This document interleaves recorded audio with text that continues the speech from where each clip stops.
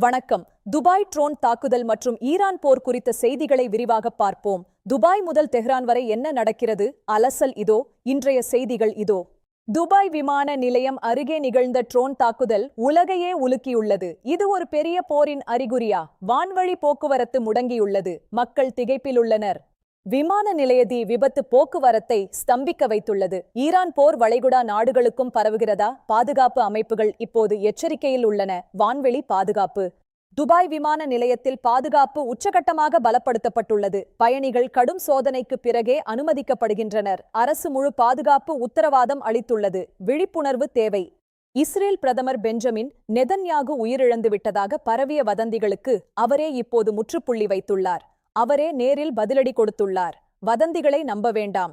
தனது மரணம் குறித்த வதந்தியை பொய்யென நிரூபிக்க அவர் காப்பி குடித்தபடி ஒரு வீடியோவை வெளியிட்டுள்ளார். நான் நலமாக இருக்கிறேன் என்பதே இதன் சாரம்சம். அரசியல் சாதுரியம் இது. இந்த வீடியோ இஸ்ரேலிய அரசியலில் பெரும் அதிர்வலைகளை ஏற்படுத்தியுள்ளது. போரின் தீவிரத்தை திசை திருப்பவே இந்த வீடியோ என விமர்சகர்கள் கூறுகின்றனர். அரசியல் களம் இப்போது மிகவும் சூடாக உள்ளது. உலகமே போரினால் பாதிக்கப்பட்டிருக்கும் நிலையில் ஆஸ்கார் 2026 விழாவும் அரசியலில் இருந்து தப்பவில்லை. கலை உலகமும் போர் மேகங்களால் சூழப்பட்டுள்ளது. ஹாலிவுட் இப்போது என்ன சொல்கிறது? செய்தி இதோ. ஹாலிவுட் நட்சத்திரங்கள் உலக அமைதி மற்றும் போருக்கு எதிரான கருத்துக்களை வெளிப்படுத்த ஆஸ்கார் மேடையை பயன்படுத்தினர். ஒருவித அமைதியும் பாரமும் நிலவியது. கலைஞர்கள் குரல் கொடுத்தனர். ஈரான் இஸ்ரேல் போர் கவலைகள் ஆஸ்கார் அரங்கில் எதிரொலித்தன. பல கலைஞர்கள் போர் நிறுத்தத்தை வலியுறுத்தி மேடையில் ஆவேசமாக பேசினர். போர் எதிர்ப்பு குரல் ஓங்கி ஒலித்தது. ஹாலிவுட் குரல் இது. கலையும் சினிமாவும் போருக்கு எதிரான சக்தியாகச் செயல்பட முடியும் என்று ஆஸ்கார் 2026 காட்டியுள்ளது. விருதுகளை விட அமைதியே முக்கியம் என முழக்கமிட்டனர். கலைஞர்கள் பொறுப்புணர்வு இது.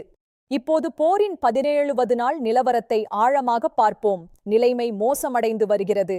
தாக்குதல்கள் தீவிரமடைந்துள்ளன. ஈரான் இஸ்ரேல் தரப்பு தகவல்கள் கவலையளிக்கின்றன. விரிவான அலசல். இஸ்ரேல் தாக்குதலை தெஹ்ரான் வரை கொண்டு சென்றுள்ளது. முக்கிய இராணுவ தளங்கள் இலக்கு வைக்கப்பட்டுள்ளன. நேற்றிரவு முழுவதும் சைரன் சத்தங்கள் ஒலித்தன. மக்கள் பெரும் அச்சத்தில் உள்ளனர். தாக்குதல் தீவிரம். இந்த தாக்குதலால் கச்சா எண்ணெய் விலை விண்ணை தொட்டுள்ளது. இது உலகளாவிய பொருளாதார நெருக்கடிக்கு வித்திட்டுள்ளது. பெட்ரோல் விலை உயர்வு நாடுகளை பாதிக்கும். எரிபொருள் தட்டுப்பாடு அச்சம். பங்குச் சந்தைகள் உலகெங்கும் வீழ்ச்சியடைந்து வருகின்றன. தங்கத்தின் விலை கடுமையாக உயர்ந்துள்ளது. இது அனைத்து நாடுகளின் பட்ஜெட்டையும் பாதிக்கும். நிதி நெருக்கடி அச்சம். உலகம் திணறுகிறது. மறுபுறம் அமைதி ஒப்பந்தம் குறித்து டொனால்ட் ட்ரம்ப் தனது சந்தேகத்தை வெளிப்படுத்தியுள்ளார். எனக்கு இதில் நம்பிக்கை இல்லை என அவர் கூறியுள்ளார். இது புயலை கிளப்பியுள்ளது. ட்ரம்ப் எச்சரிக்கை இது. அமெரிக்காவுக்கும் இஸ்ரேலுக்கும் இடையிலான உறவு ஒரு புதிய சோதனைக்கு உள்ளாகியுள்ளது. தேர்தலுக்கு இது முக்கிய காரணியாக மாறும் என்பதில் சந்தேகமே இல்லை. சர்வதேச அளவில் கவனிக்கப்படுகிறது. உறவில் விரிசலா? வரைபடத்தை கவனித்தால் போர் பரவும் விதம் தெளிவாக தெரியும். துபாய் முதல் தெஹ்ரான் வரை போர் மேகங்கள் சூழ்ந்துள்ளன. பிராந்திய போர் அபாயம் உள்ளது. வரைபடம் சொல்லும் செய்தி இதுதான். இரு நாடுகளும் தங்களின் இராணுவ பலத்தை முழுமையாக பயன்படுத்தி வருகின்றன. எல்லைகளில் துருப்புகள் குவிக்கப்பட்டுள்ளன. ஒரு சிறிய தவறு பெரும் பேரழிவாகும். இராணுவ தயார் நிலை உச்சகட்டத்தில் உள்ளது. போர் மேகம். ட்ரோன் தாக்குதல்கள் எங்கு வேண்டுமானாலும் நிகழலாம் என்ற நிலையை உருவாக்கியுள்ளது.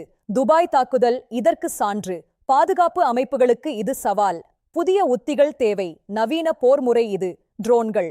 சைபர் தாக்குதல்களும் இந்த போரின் ஒரு முக்கிய அங்கமாகும். இரு நாடுகளும் தகவல் தொடர்பை சீர்குலைக்க முயல்கின்றன. நமது டிஜிட்டல் தளங்கள் பாதுகாப்பானதா? கண்ணுக்குத் தெரியாத போர். சைபர் தாக்குதல். நவீன தொழில்நுட்பம் மற்றும் ட்ரோன்கள் போரின் முகத்தையே மாற்றியுள்ளன.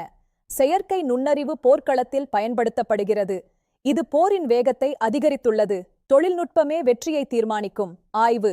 ஐக்கிய நாடுகள் சபை அமைதிக்கு அழைப்பு விடுத்துள்ளது. ஆனால் அழுத்தங்கள் பலனளிக்கவில்லை. வல்லரசு நாடுகள் உறுதியாக இருப்பதால் பேச்சுவார்த்தைகள் தோல்வியடைகின்றன. அமைதிக்கான வழி எங்கே உள்ளது? உலகம் கவலை. அணுசக்தி நிலையங்கள் மீதான தாக்குதல் குறித்த அச்சம் உலகளவில் அதிகரித்துள்ளது. கதிர்வீச்சு ஏற்பட்டால் அதன் விளைவுகள் பல தலைமுறைகளை தொடர்ந்து பாதிக்கும். இது விளையாட்டல்ல. மக்களின் பாதுகாப்பு முக்கியம். இஸ்ரேலின் பாதுகாப்பு அமைப்புகள் தொடர்ந்து ஏவுகணைகளை இடைமறித்து வருகின்றன. நேற்றிரவு டெல் அவிவ் வானத்தில் நடந்த இடைமறிப்புகள் அச்சமூட்டுகின்றன. வான்வெளி ஒரு போர்க்களமாகவே உள்ளது. பாதுகாப்பு கவசம் தயார். மிகவும் கவலையளிக்கும் விஷயம் அணுசக்தி நிலையங்கள் மீதான தாக்குதல் அச்சம்தான். இது உலகிற்கே ஆபத்தானது. நாம் மிகவும் எச்சரிக்கையாக இருக்க வேண்டும். விழிப்புணர்வு தேவை. உலகம் ஆபத்தில் உள்ளது. கவலை. மனிதாபிமான உதவிகள் தேவைப்படும் மக்களின் எண்ணிக்கை அதிகரித்து வருகிறது. உதவிகள் சென்றடைவதில் சிக்கல்கள் உள்ளன. குழந்தைகளின் எதிர்காலம் கேள்விக்குறி ஆகியுள்ளது. மக்களுக்கு உதவிகள் தேவை. மனிதநேயம் எங்கே?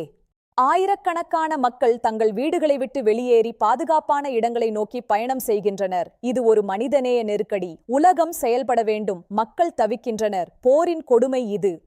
17 நாட்களாக தொடரும் போர் இன்னும் எத்தனை உயிர்களை பலிவாங்கும்? சர்வதேச சமூகம் அமைதிக்கு வழி காணுமா? போர் உடனடியாக நிறுத்தப்பட வேண்டும். அமைதிக்காக அனைவரும் ஒன்றிணைவோம். தீர்வு வேண்டும். இந்த போர் உலகப் போராக வெடிக்குமா அல்லது அமைதி திரும்புமா? உங்கள் கருத்து என்ன? கீழே கமெண்ட் செய்யுங்கள். செய்திகளுக்காக நான் நன்றி, வணக்கம். நாளை சந்திப்போம். விழிப்போடு இருங்கள். நன்றி, வணக்கம், நன்றி.